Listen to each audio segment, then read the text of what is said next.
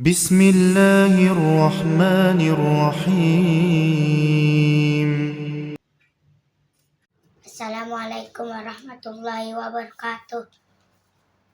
Hai teman-teman, di sini saya akan membuat burung dari kertas origami. Ayo sama-sama mencoba. أعوذ بالله من الشيطان الرجيم. بسم الله الرحمن الرحيم. تبارك الذي بيده الملك وهو على كل شيء قدير. الذي خلق الموت والحياة ليبلوكم أيكم أحسن عملا وهو العزيز الغفور.